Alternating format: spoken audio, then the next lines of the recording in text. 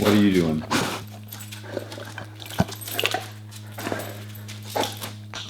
Oh. Hey, you're gonna be in the way the whole time, aren't you? Yeah. Did you get your antler? Sit. Hey, sit. Okay.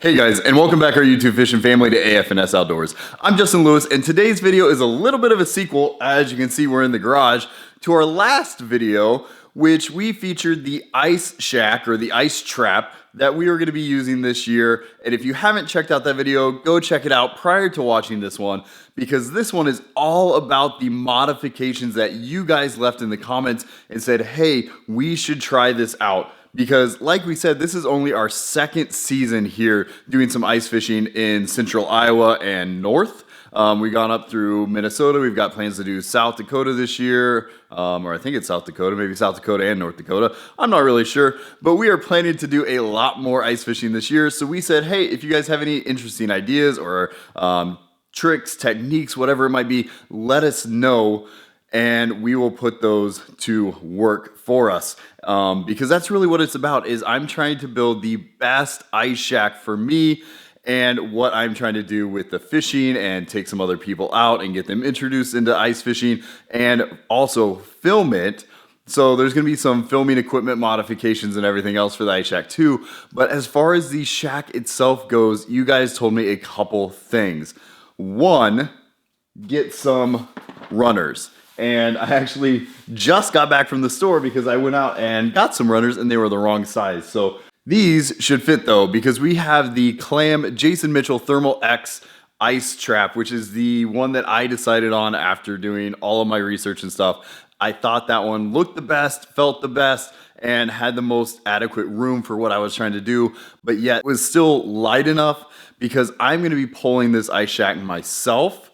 And up until I can get my truck on the ice, which is a big truck, so that ice has to be absolutely solid. And I know no ice is safe, so I definitely make sure before I'm going out that cars have been driving on it for quite a while before I will take the Tundra out there. So I've got to keep these modifications relatively light, and I've seen a lot of people putting in like really cool plywood decking, and they've got like hinges and stuff and places for like propane and all this kind of cool stuff, but that adds way too much weight for me, and I don't want this to be a burden. I still want to be able to pull it, and right now, as the ice shack sits, it's only about 75 pounds, so it's really light for the size of it, compared to some of the other ones that were upwards of like 120 and 140 pounds. So we are gonna get the runners on it, and just as a note to you guys, I didn't know about these ahead of time. I didn't really know if they were necessary or not, but just moving the sled around here in the garage, it's gotten some scratches on the bottom, and so I can see how it's gonna get eaten up pretty quick. So these are absolutely necessary. But my shack's already built, so these are gonna kind of be a pain to install. But we're gonna get it done. But then another one of you guys said, hey, you should get some Sled Lights. So I've got the light bar that goes over top. It's really cool, puts out a lot of light. And one of the viewers said, hey, you should get the ones that go on the sled too. They really do help out. So I did pick those up. So this is a set of 3 LED lights. I went with the smaller ones because I don't really know that I need real big ones on the shed. I think these will be plenty. So I got those. And then I also got, because I am pulling this, I have a pulling harness that I want to attach to it that I think is going to take a lot of the shoulder strain and like the arm strain and stuff off, just trying to grab that little rope that comes on the sled. I think this is going to be better. My only concern here is until that ice is really secure, I don't think I'm going to be doing these front clips because I want to keep those shoulder straps loose in case I need to shed the sled rather quickly.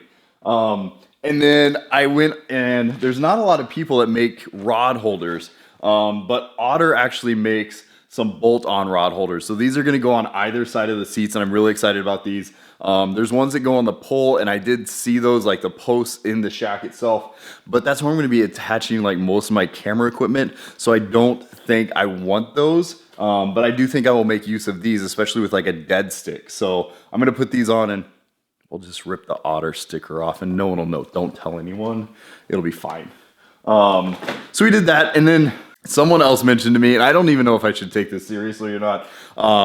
But in one of my videos from last season, I mentioned cleaning the fish after they've been on the ice for a couple hours. They're real hard and stuff, and then you have to thaw them out. And I just wasn't a huge fan of like thawing the fish back out and then filleting them, which I'm sure it's fine, and obviously everyone does it. But someone had mentioned this to me, and I picked it up.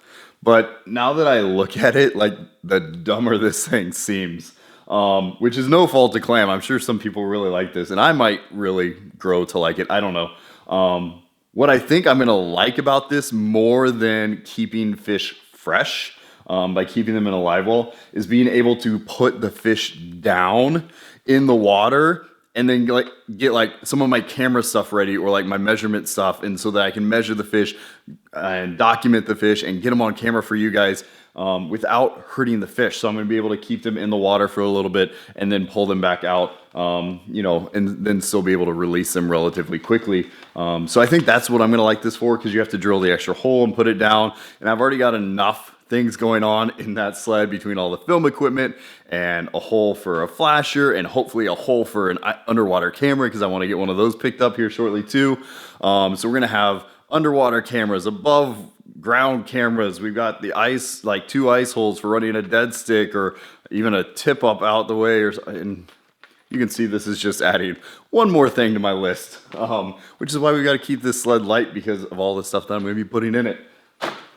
But then outside of that, the only other thing I really picked up, I went out and I found one of these, and I am super excited about this. It's a little single burner stove, so I can have like hot food while we're out, and my wife will have hot food while she's out with me this year for the first time. So I think she's gonna really like that too, and we'll be able to do like some catch and cook style videos again this year, which I loved doing last year, just because I love to eat fish too, and we're gonna obviously be keeping some for the freezer, and there's nothing better than catching a fish, filleting it right there, and then cooking it up just like at, you know, fish camp up in Canada or something like that. So this is the purpose of today's video, but as always, guys, if you have more comments or more suggestions or something that you think we might be missing out on as far as this ice fishing realm goes and setting up this ice shack to be the absolute best that it can be, hit us up in the comments. We love your suggestions. We love talking to you guys. And honestly, all these things came from suggestions on our last video. So I appreciate it very much for those of you that reached out and said, hey, these are worth the money, go get them.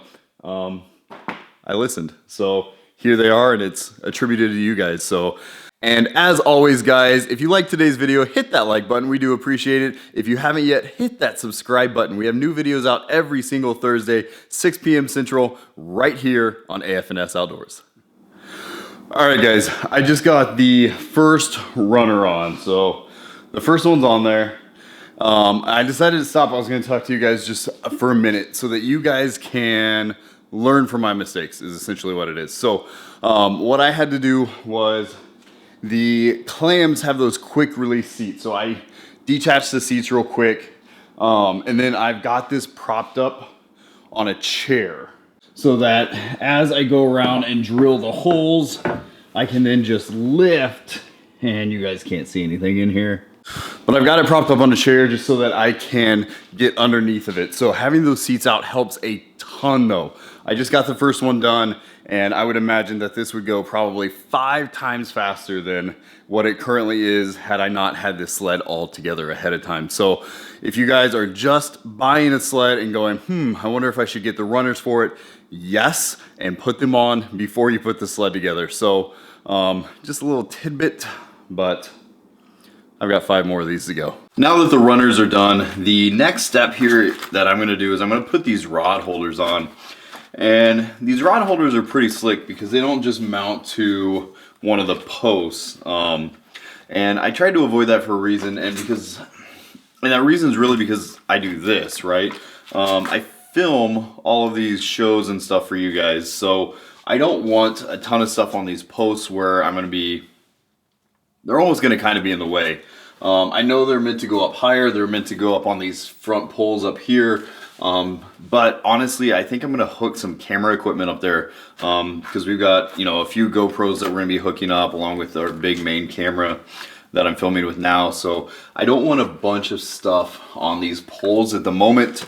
And if I change my mind, that's one thing, but I think these are gonna be really nice because these mount to these side brackets right here. So these side brackets obviously keep these posts, but there's a nice open space here that these can mount to. And I've actually opened one of these packages already. So the mounting hardware just looks like this. Really kind of easy. This is all it is a couple bolts and nuts. So I just need to drill into this plate, mark out where I want it, and then this rod holder actually slides into place, and then it's got a tension knob on it to hold it where you want it, and then it is fully adjustable, so it kind of doubles the length. So you can have it short if need be, or you can turn it and extend this thing out and have a pretty decent reach. So if I'm fishing a front hole and want to have this dead sticking on a back hole, that's even pretty possible. For me, what I think is going to happen is depending on which way I want to fish, I'm going to have one of these on either side, and this will be pretty much my dead stick. So if I'm fishing over here and I'm jigging on this side, I'm going to be dead sticking on that side with the rod holder. Or if I have another person in here, which is kind of my goal this year, I'd like to get some other people out and ice fish that have never been ice fishing. This way we can both have a dead stick as well, during those like lunch times and stuff like that. So I think this will work pretty well. I'm pretty excited for these. So I think they're pretty simple. It's even got a tension control. It's just a screw with a little nut on it to make sure that this is, adjusted and isn't just moving around on you. So really all I got to do is drill the 2 holes. So here's the final product on the rod holders. There's the mounting bracket, and it goes all the way out to the rod holder itself. And I just threw a couple rods in here so that you guys could kind of get a perspective for them. This is where, obviously, if I've got 2 people in here, I've got 2 seats. I took the other one out to get the runners on, but I threw one seat back in so that you guys can kind of get a perspective on it. You can see this rod itself extends all the way out almost to the front, so I can get, the second ice hole up in here. But this thing is fully adjustable, so I can move this thing all the way around if I need to. This arm swivels however I need it. If I'm going to fish a hole that's a little bit closer, I don't have to extend it out all the way. And it tucks nicely away just like that when the rod is not in the holder. So pretty cool. Definitely looking forward to these. So I think the rod holders are a big success. Having 2 holders within reach is going to be awesome, really. So definitely work as a dead stick, even putting on a bob or something like that, some kind of float. I think it's going to be really nice to kind of be hands-free with one. It's not sitting on a bucket or something like that. So rod holders, big check in my book. So those are done. Did not take long at all. Drill 4 holes, pop them on. They're completely out of the way of the tent poles and everything else. Stainless steel hardware, not gonna have to worry about any rust or any issues there. So rod holder idea, very, very good. So thanks guys for that one. Let's move on to the lights. All right guys, so we are on the next step here. We're gonna start installing these sled lights, and these are straight from Clam. They're the LED sled lights. There's 3 of them. It comes with some alligator clips. So what I think I'm gonna do here is this. I'm gonna put 1 light on this side, 1 light on this side, kind of right below where the seat will go. And then I think I'm gonna mount the 3rd light that goes in the middle. I think I'm gonna face it in. That way when I turn these lights on, I will have 2 lights outside, which I think is gonna give me plenty of light, and then one that actually lights up the center area of my sled. So just to give you an idea, here is what the LEDs look like. There are 2, 4, 6 LEDs in there, and there's 3 of them. So essentially, I'm just gonna have one mounted down here, one mounted on this side, and then one facing inside this sled. That way it kind of lights up the sled area as well. Right when I get there as I'm setting up the shack, and I can kind of see what I'm grabbing out of the sled. That's the game plan. We'll see what happens when I'm done. All right, guys, so lights are officially on, and personally, I really like these things. I think they're gonna help quite a bit with the whole setup and tear down, and having these on the sled with 2 on the outside, 1 on the inside. There's still a little bit to do with the electrical just because I'm not exactly sure how I want to have those connectors done yet. So that part isn't quite finished, but here's what we've got so far.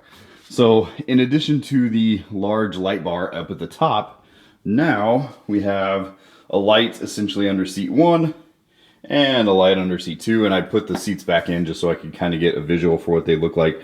So from the outside, it's got the 2 LEDs, and then there is one directly in the middle here to shine some light into the sled as I'm getting things ready. So if I disconnect the overhead lights, here is what we have.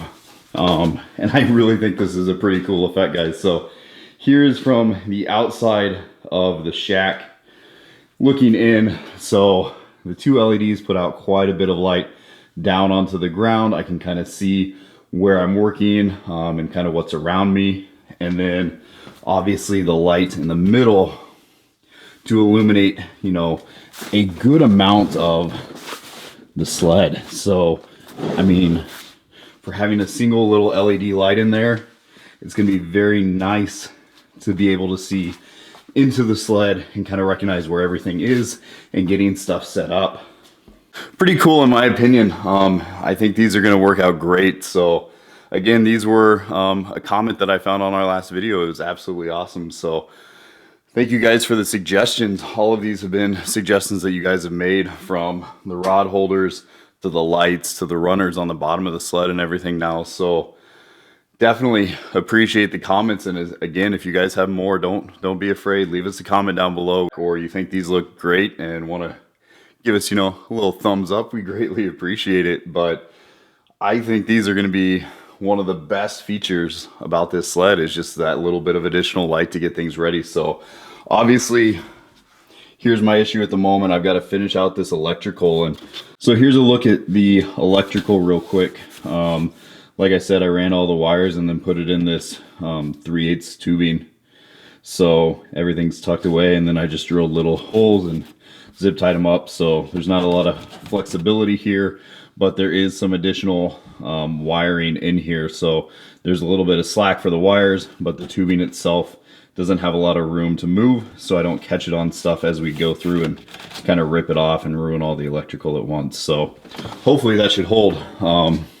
And everything's, you know, nicely tucked away. You can kind of see where the bolts are for that one light, and then where the black zip ties are. But functionality wise, I think this thing is going to be awesome. I've still got to add on the harness to pull the sled, because I think that's going to be easier than just the rope.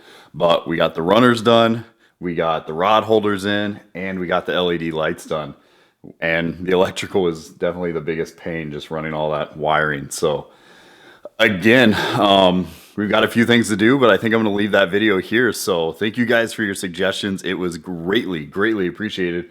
If you guys have any more, let us know. I'm still looking for the best ways to kind of keep the sled organized. So that's kind of the question I've got right now, is how do you guys keep your sleds organized? And I don't want to add the wood or anything like that, like I said at the beginning of the video. So I'm thinking milk crates, maybe a couple other ideas. So hit us up in the comments below. And as always, guys, thank you for watching. I hope you appreciate it. We definitely appreciated your comments from the last video. So if you enjoyed the video, hit that thumbs up button. If you haven't yet, hit that subscribe button. We've got new videos out every single Thursday. I'm Justin Lewis, and this has been AFNS Outdoors.